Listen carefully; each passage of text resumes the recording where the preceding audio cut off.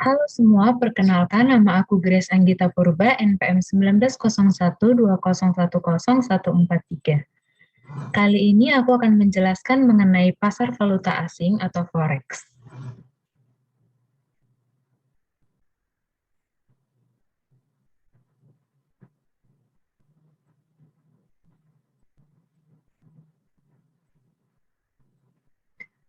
Nah, yang pertama ada pengertian valuta asing. Valuta asing atau yang biasa dikenal dengan sebutan falas merupakan mata uang yang diakui, digunakan, dan juga diterima sebagai alat pembayaran yang sah dalam perdagangan internasional. Valuta asing juga merupakan bagian dari devisa suatu negara. Devisa sendiri merupakan setiap kekayaan yang dimiliki oleh suatu negara yang berada di luar negeri, yang wujudnya dapat berupa barang, jasa, ataupun mata uang sebagai alat transaksi perdagangan lintas negara. Devisa suatu negara yang berbentuk mata uang inilah yang dikenal dengan istilah valuta asing. Valuta asing yang paling banyak digunakan biasanya merupakan mata uang suatu negara yang memiliki peranan ataupun kendali yang cukup besar dalam sistem perekonomian di seluruh dunia. Maka, salah satu valuta asing yang paling sering digunakan yaitu dengan mata uang dolar.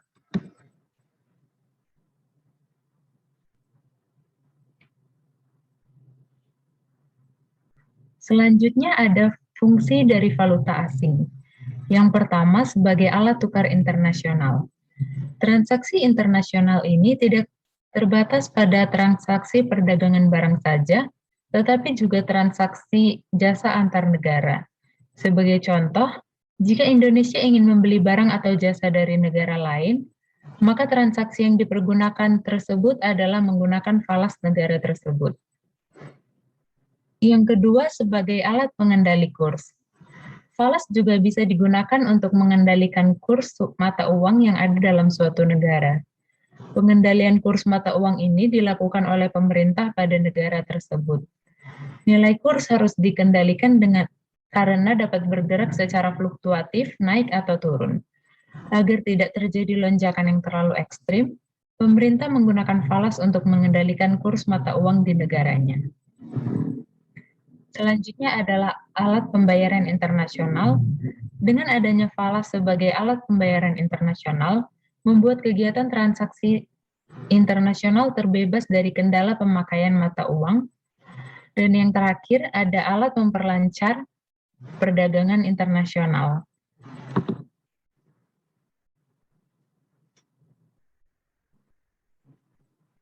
Selanjutnya ada kurs valuta asing.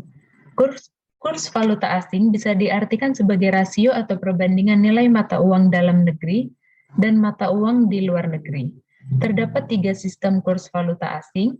Yang pertama yaitu sistem kurs tetap atau fixed exchange rate.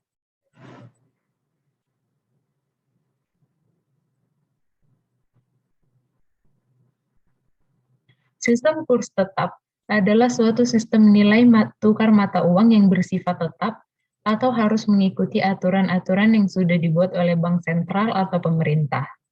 Dalam sistem kurs ini, bank sentral atau pemerintah memiliki peran dalam pasar valuta asing dengan membeli atau menjual valuta asing jika nilai kurs tidak sesuai dengan standar atau ketentuan yang sudah ditetapkan. Yang kedua ada sistem kurs mengambang atau floating exchange rate. Sistem kurs bebas atau mengambang adalah suatu sistem yang nilai tukar mata uangnya dipengaruhi atau ditentukan oleh kekuatan-kekuatan pasar. Penawaran dan permintaan pada mata uang asing akan menentukan nilai mata uang itu sendiri. Dan yang ketiga, ada sistem kurs mengambang terkendali.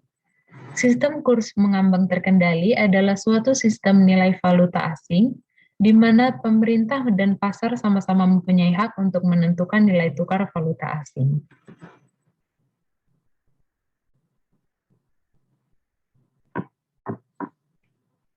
Selanjutnya ada jenis kurs valuta asing. Yang pertama ada kurs jual. Kurs ini digunakan ketika perbankan atau lembaga penukaran uang membeli falas dari nasabah. Yang kedua ada kurs beli.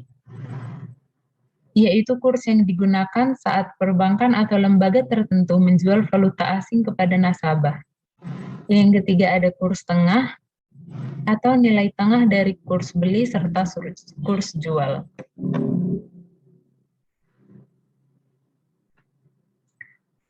Selanjutnya terdapat contoh perhitungan kurs valuta asing.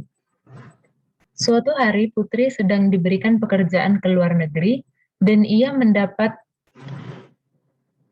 biaya perjalanan itu sebesar 45 juta rupiah. Pada saat melakukan pekerjaannya, nilai tukar yang berlaku adalah sebagai berikut. Kurs jual yaitu Rp15.000 per 1 US dollar dan kurs beli yaitu Rp14.500 per 1 US dollar. Pertanyaannya, berapakah bayaran yang akan diperoleh Putri dalam nilai dolar Amerika Serikat? Jawabannya, Putri akan menukarkan mata uang rupiah ke dolar Amerika Serikat dengan cara menghitung kurs jualnya yaitu 45 juta rupiah dibagi dengan 15.000 rupiah yaitu sebesar 3.000 US dollar. Jadi uang yang dimiliki oleh Putri dalam bentuk dolar Amerika adalah sebesar 3.000 US dollar. Selanjutnya ada pelaku forex atau valuta asing. Yang pertama ada broker, yang kedua ada perusahaan atau perorangan, yang ketiga ada arbitrator atau spekulan, yang keempat ada pialang, yang kelima ada bank sentral, dan yang keenam ada pemerintah.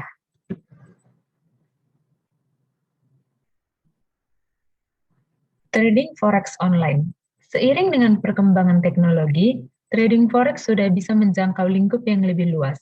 Melalui internet, trading forex sekarang bisa dilakukan oleh siapa saja, kapan saja, dan di mana saja dengan mudah, dengan modal sekecil hanya $10 saja. Di sini juga terdapat beberapa daftar broker forex yang tersedia di Indonesia dan dunia. Yang pertama ada PT Global Capital Investama Berjangka, yang kedua ada PT Asia Trade Point Futures, yang ketiga ada PT Monex Investindo Futures atau MIFX, yang keempat ada PT MRG Mega, yang kelima ada Okta ID, yang keenam ada Gainscope, yang ketujuh ada Okta FX, dan yang ke-8 ada Okta Hot Forex, dan yang ke-9 ada Financial Broker Sukses atau FBS.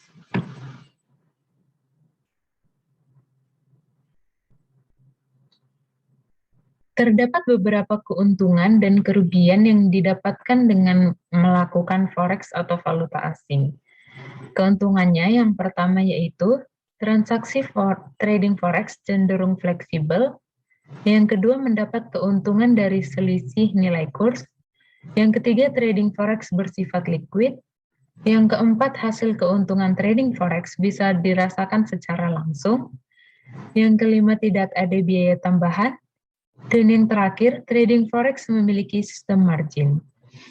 Kerugian dari forex yaitu yang pertama ada campur tangan pemerintah asal mata uang, dan yang kedua naik turun falas sangat cepat.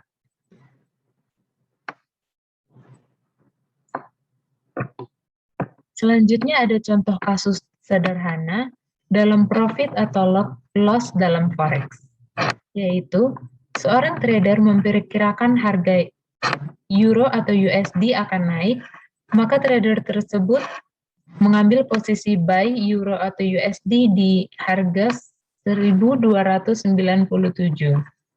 Setelah beberapa waktu, terlihat bahwa apa yang diprediksikan tadi benar. Harga euro atau USD naik.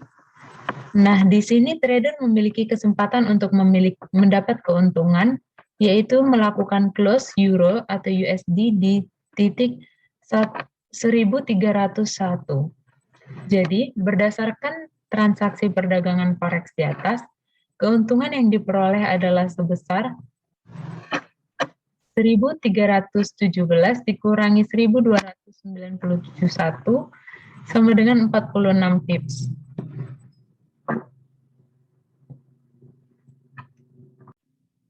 Demikian beberapa hal yang bisa saya sampaikan mengenai valuta asing atau forex. Saya mohon maaf yang sebesar-besarnya apabila ada tutur kata maupun tindakan yang kurang berkenan. Demikianlah presentasi yang saya sampaikan. Terima kasih. Wassalamualaikum warahmatullahi wabarakatuh.